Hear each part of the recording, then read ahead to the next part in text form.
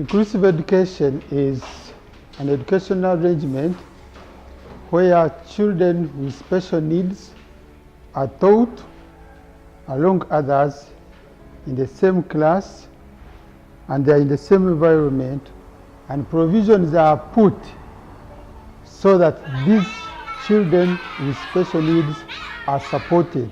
Define inclusive education as an opportunity where learners have been supported by different bodies. We look at where parents are involved in the learning of their children, where mainstream schools are also involved in the learning of a child with special needs, and we also look into the curriculum development where the government can also be involved in this kind of learning. I think inclusive education has to do with integration of children with disabilities into mainstream schools. This is to enable them to be able to achieve a certain level of functionality and be able to independently interact with the society. I think that when we do inclusive education, children with special needs can get social contacts and can create new relationships with normal children. Ever since I started this program, the able children and the disabled children really benefit a lot. They all benefit from each other. The relationship between the children and even the interaction amongst the teachers and the children with special needs. Inclusive education, when you look at how Angel Center has been doing it, it is a kind of program which includes the participation of mainstream schools. And since inception, we have been working with 3 schools. We have been working with St. Marcelino in Matuga, where Abril goes for inclusive education. We have been working with Moonlight, Pre-Moonlight Babysitting Center, where also another gifted learner, Shadat, goes to school. And also we are working with Blessed Toddlers. And all these schools have really done a very tremendous job to see that the gifted learner are able to achieve their goals in education. They are able to compete with others in a classroom environment. They are able to play with others in an outside environment. And so we are seeing from year 1 and year 2, there is that self-esteem we are seeing in our gifted children, and which we have really appreciated, and parents are really giving us a very positive feedback about it. We've had inclusive education in our institution, and I think it has a lot of benefits. First of all, it comes to the parents. Parents have learned to identify with their children, especially those with special needs. At first, they had a challenge understanding their children. They had the stigma, but now, after talking to them, we even discovered other children with special needs, and the parents are really liking it. They're accepting it. They're taking it positive. Good morning, everyone. Abril Niwagawa is our son, and he has been in an inclusive school for about 2 years now.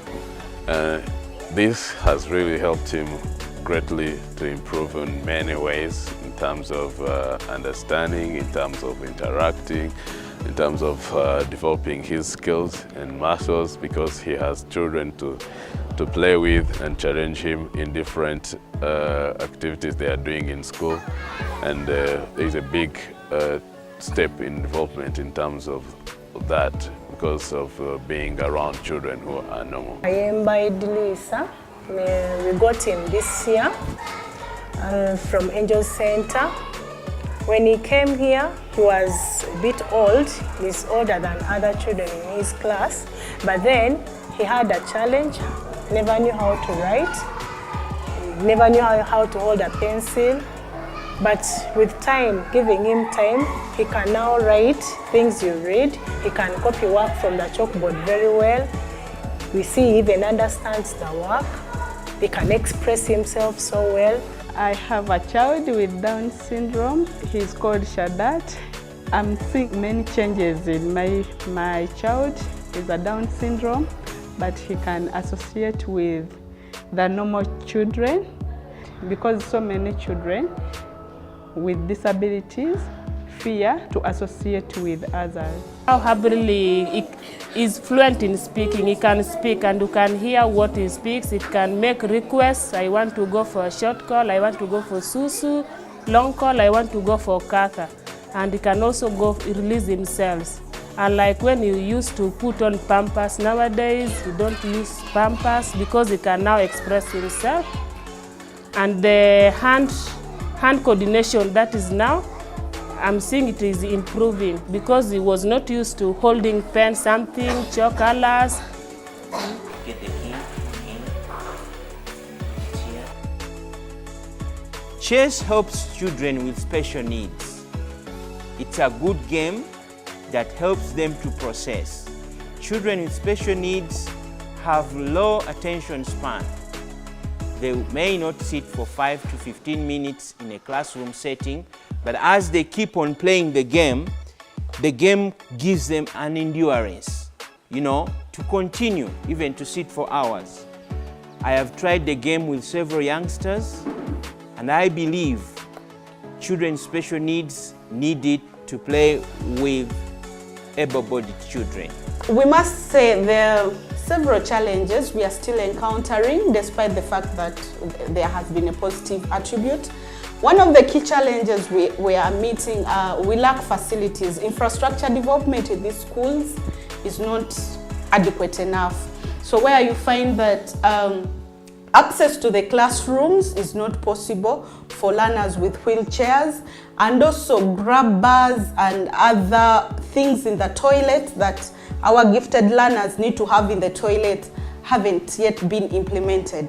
So this means that at a certain level, while they're in this school, they need other people to support them, which we are saying, if we are to talk about inclusive education, we look at affordability, accessibility, availability, and many other things that can make our gifted learners be happy and enjoy the school environment. In inclusive education, we have issues with the teachers. Some teachers still need a lot of training. We need to build the capacity of teachers. We need to train them more in special needs education. We need to train them more in how to handle a special needs child in a classroom environment. And also, we need day by day improve on the attitude of teachers when it comes to a special needs child. We believe the future of our children lies in an inclusive community. An inclusive community will help our children to achieve their goals.